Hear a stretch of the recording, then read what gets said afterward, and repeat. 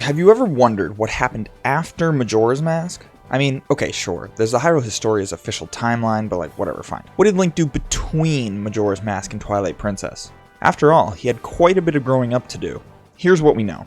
After Ocarina, Link traveled through the forest looking for Navi. This is how Majora's Mask opens. Even K's Emanoir made a fan game called The Missing Link to fill the gap between Ocarina and Majora's Mask, which I also did a video on if you want to check that out. This is impossible! This is impossible! Majora's Mask concludes with Link saying goodbye to all his new friends in Termina. He hops on Epona and dips. Well, what if I told you somebody else made a ROM hack explaining exactly where Link ended up? This is The Legend of Zelda, Master of Time.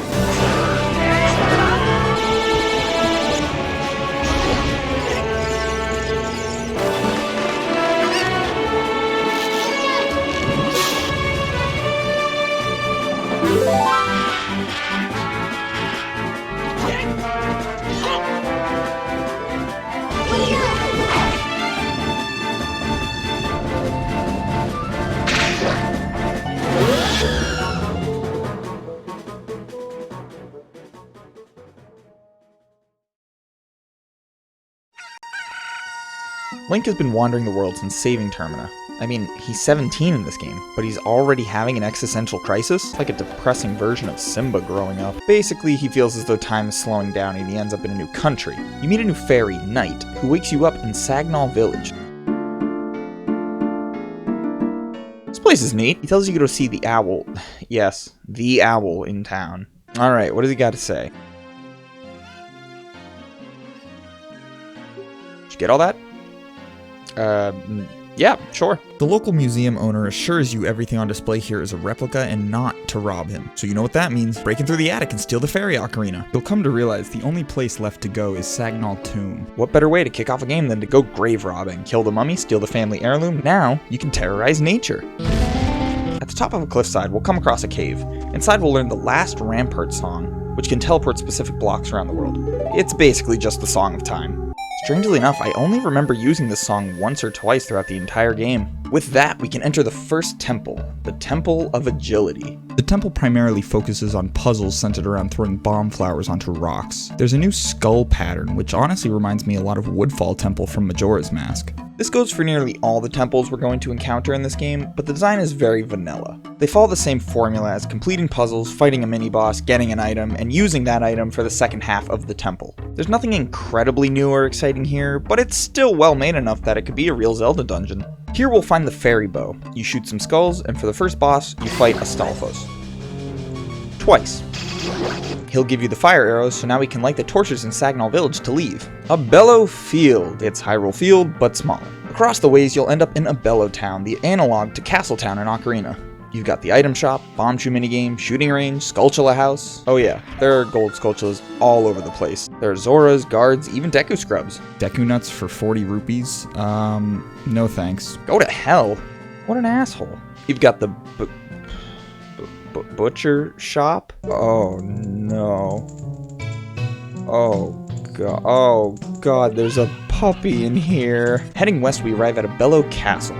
Upon entering, the king will blatantly ignore you for not being important enough. With a little exploration, we come across the library where Knight points out a story called The Legend of the Master of Time, how a legendary hero stopped time. Time is frozen, and Abello is stuck with an eternal day.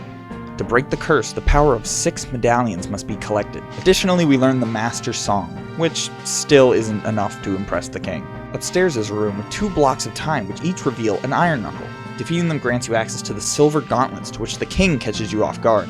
He had a stroke or something and now haunts his own castle, I don't know. He lets you take the silver gauntlets so you can save the world. He also teaches you Abello's song, which warps you back to the castle anytime you want. Exploring outside the castle, you can come across some interesting things, like this Majora's Mask cult shrine, or this underground prison where a lady asks you to finish the job on someone in her basement who she hit with a hammer, put in the oven with a bomb, and shot with an arrow? Okay, well the first medal is in Kalki's forest, so let's head that way. Here we run into a Skull Kid who tells us of an ogre named Patrick who imprisoned his Kokiri comrades. The Skull Kid hopes he's in jail right now for stealing their money. For the purposes of this game, Skull Kid plays the role of a dead Kokiri soul. He teaches us a new song to enter the manor in the forest, which has the first medallion. Upon entering, Skull Kid warns us of the various monsters we'll encounter throughout the temple. As before, typical Zelda tropes follow, such as rooms where you have to kill all the enemies, time challenges, silver rupees, and shooting portraits of people? So I had to look this up, and it turns out the ogre named Patrick here is referring to a French conservative politician, Patrick Balkany, who was convicted of tax fraud alongside his wife Isabel. Anywho, you get the hookshot in Skull Kid's Wind, which is just Ferore's wind, and you release the imprisoned Kokiri. I guess they also say the Skull Kid isn't a spirit, he's just messing with us or something, I don't know. It's strange because there's no boss battle, you just shoot the spiderweb in the back of the prison cell and leave. So we return to the forest, the Kokiri are saved, and we receive the forest medallion. Next up, we'll venture to the Path of the Gods, which is just Abello Field Part 2. Coming into Goron Cave, we learn the moblins are attacking, so pick up a Goron tunic for 200... Next up is the Skulltula house, where we can get the adult's wallet so we can carry up to 250 rupees. Now we can go to Goron Cave and buy a Goron tunic so we don't burn to death. Entering the Moblins lair, you'll find plenty of, you guessed it, Moblins. I forgot to mention the soundtrack in this game is completely composed of remasters of other songs from other games. They're all really well made and feel as though they fit their environment, but nothing stands out too much. However, I guess there may be one exception.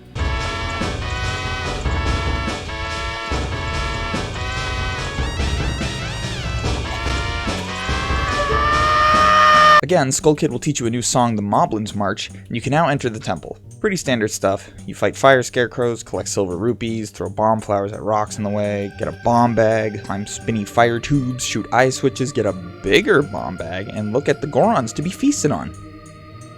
Yes, this is in the game. With the fire medallion and bombs under our belt, we can go complete the Temple of Strength. Unfortunately, this is just a massive gauntlet of rooms where you have to beat all the enemies, and let me tell you, this gets ridiculous. If you can beat it, you do get the Stone of Strength and light arrows, so that's pretty nice. One of the cooler, though optional, temples in the game can be found along the Path of the Gods, and inside is Princess Ruto for some reason. The main gimmick here is these hallways teleport you to 3 iterations of the same dungeon. You have to flip switches between them to progress. It was a really cool original design that I wasn't expecting. For completing the puzzle, you get the Stone of Wisdom and Divine Shield, which makes you invincible for a time. Backtracking to Abello Castle briefly, we can now hookshot up to the balcony where we find Ingo seemingly having a seizure on his bed. Further inside is a crazy old man who asks Link to volunteer to test his experimental medicine machine on the postman who isn't feeling well. Hey, this is pretty cool. I'm tiny now. Oh no. Oh no, no, no, no, no, no, no, no, no, no, no. Oh no, no, no, no, no. You have to enter his anus. Oh, this cannot be healthy. I'm gonna barf. So once you extract the ice arrows from the postman's colon, the doctor will thank you and give you a piece of heart. With new nightmare fuel stewing in Link's head, let's check out what the Zoras are up to.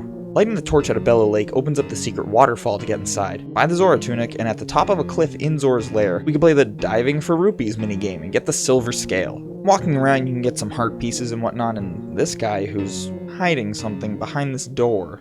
Although a bit cryptic, next we have to dive under Abella Town into the sewers. Nothing extraordinary here, just your typical...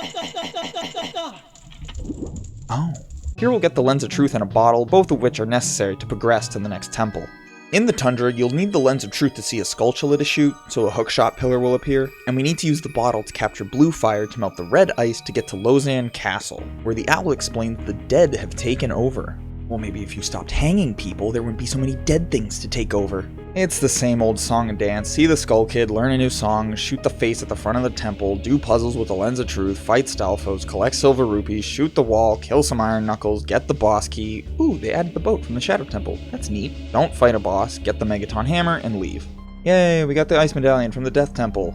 Yeah, it was called the Death Temple. With our newfangled handy-dandy hammer device, we can break into the Lozan prison where— oh my god, it's Dead Hand! All of that for a piece of heart? Okay, quick side note. A big problem with this game is everything is so dark. Literally. The graphics in this game look like barf. It's like every color scheme they used, they threw shit brown in the mix. I could barely see the map on my monitor inside these prisons and sewers. It was ridiculous. Anyway, oh look, subplot, Patrick's in jail. Inside his left eye is a chest with the hover boots. Back in Abello Town, we can now dive into the slaughterhouse if you so desire, where a Kokiri got stuck in the furnace? Oh god. Oh god, no, I didn't mean to. Oh god. This is an optional dungeon if you want to get some additional heart pieces, and there's an iron knuckle waiting for you at the end. Make sure to give him a good teabag, and you can get the giant's knife. But there's a dude stuck in a cage down here. You can't talk to him or anything. Alrighty then. With the hover boots, we can easily access the fishing minigame and get the golden scale, but I don't think this is necessary for beating the game. Up next is a stealth mission through the coastal fortress where Garus will throw you out if caught, unless you manage to steal the 6 keys and retrieve the long shot. Just beyond Abello Lake, we cross a dead soldier before the desert. Off in the hills is a small farm where you can find Epona. Unfortunately, you don't seem to be able to take her out of this area, and she's only used for getting a gold skulltula. If you manage to break into the old woman's barn, she'll teach you the cow songs. You can fill a bottle of milk if played to any of the cows outside. Using the hover boots, we can access a bomb factory full of Lizalfos, where one of the guards notes he's hiding his nut bag? Holy shit, there are wings everywhere! We can now carry 99 nuts! With the long shot, we can now clear the gap to get to the Jaffrey Desert. Similar to Ocarina, you just have to cross a sandstorm without getting lost. Eventually, we'll end up at the Light Temple. Okay, I'm not entirely sure why, but this is by far my favorite temple in the game. I thought the pacing, puzzles, and design were really great and felt like an Ocarina of Time dungeon. The same basic ideas were used, but with some trickier maneuvers. Getting this key on the spinning spiky death trap was a real pain, but once you get it, you can just ride the cutscene back unscathed.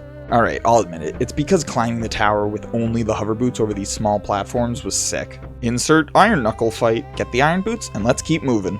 Oh right, we got the mirror shield, but it's only used for puzzles in this temple, so like whatever. Finally, we can use the iron boots to enter the water temple.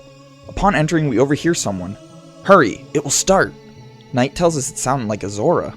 Again, completing another generic temple, we walk in on the Zoras turning a man into one of their own. They congratulate our efforts, and we talk with the boss. We receive the divine fire as he reveals their secret. The Zoras have captured a Jabu and are using its milk to transform people into Zoras. Soon, all of Abella will be Zora's lair. Well, with the divine fire, we can now open up the door at the path of the gods.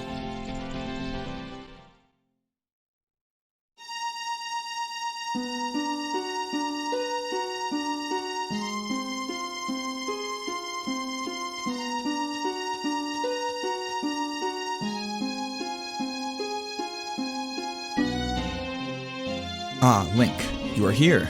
Come closer, my friend. The last temple is just ahead.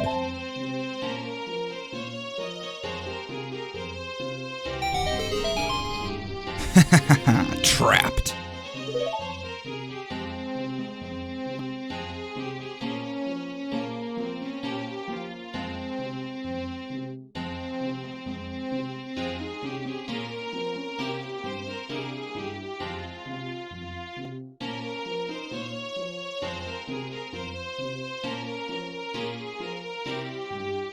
Sorry, Link, but your adventure is over.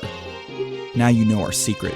We will transform every inhabitant of Abello into Zoras, and we can't leave you alive. You helped us a lot, you know.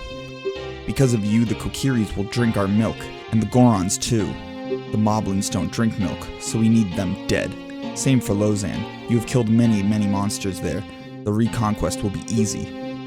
We are also almost ready to lead a new expedition in the desert.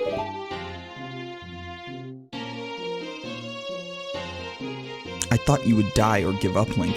You are a strong hero for sure, but you are way too weak against us.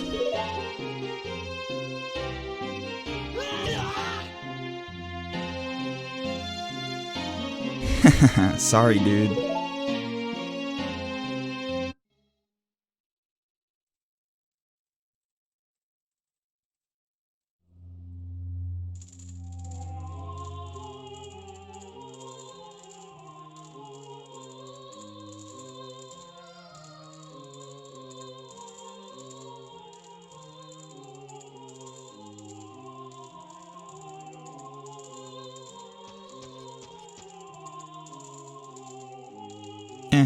You want to escape? I'm joking. You're fucked. I never liked you. You didn't say a single word during the whole journey. You just run everywhere, killing everything you can. You're a psycho. The Zoras wanted to transform you into one of them, but I had a better idea. It'll be great. See you soon.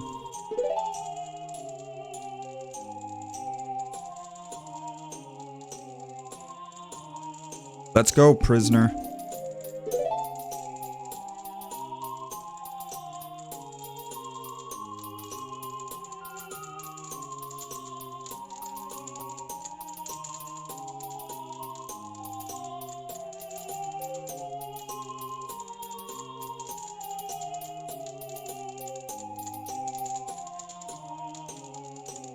Link, you are here because you are accused of an 800 rupee unpaid debt. Stealing, mass murdering, terrorism, and trying to bring the night back, condemning us to darkness half of the time. Let's hear the jury's sentence. Death.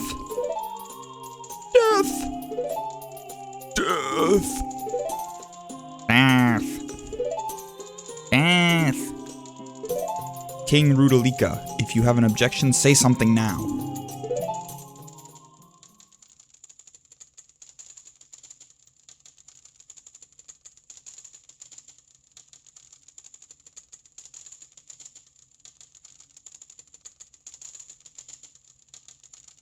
Sentence approved.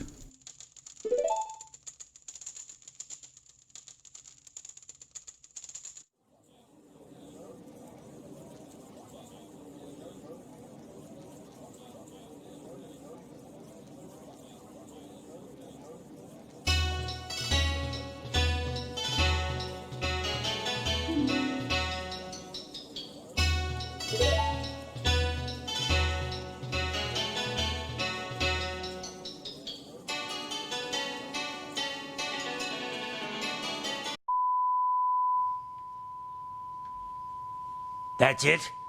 That's the last episode? Link gets hanged?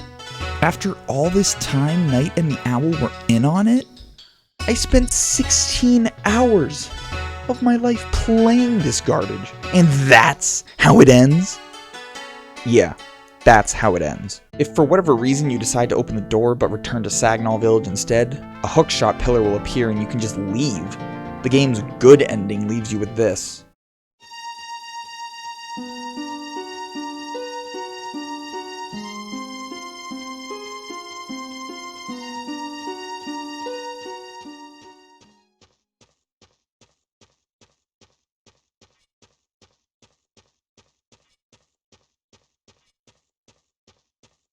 Where are you going?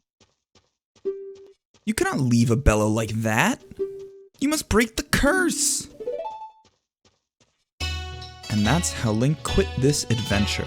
Sometimes it's better to flee from crazy places. Link can do a lot of other quests after that.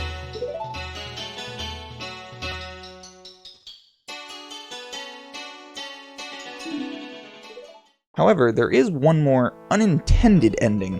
Back in the Jaffrey Desert, there seems to be a crashed spaceship up on a cliff. The only way to access it is to glitch up there or use a levitation cheat. If you enter the UFO, Knight hits you with an "oh shit," and Link fires it up and heads out. The biggest complaint for this game from the internet is how lazily the endings are written. It felt like the creator just gave up. I mean, there was one more temple left, and that would have been it.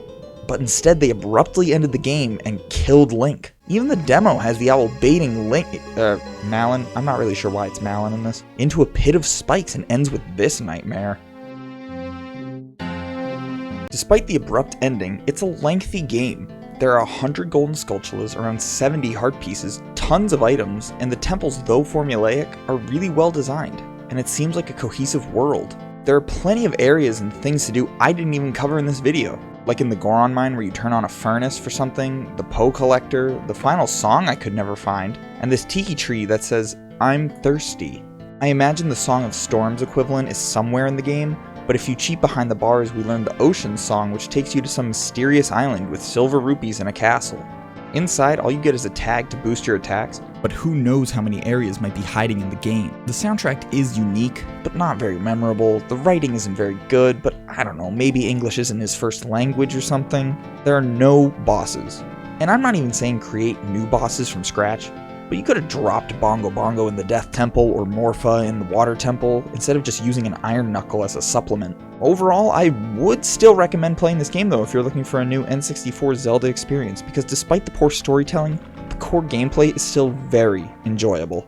And that just about wraps it up. Thank you to Don Camillo for making this ROM hack. If you guys enjoyed this video, let me know in the comments below and tell me any other games you'd like me to cover. If you haven't subscribed, it'd be greatly appreciated, and I hope to see you in the next one.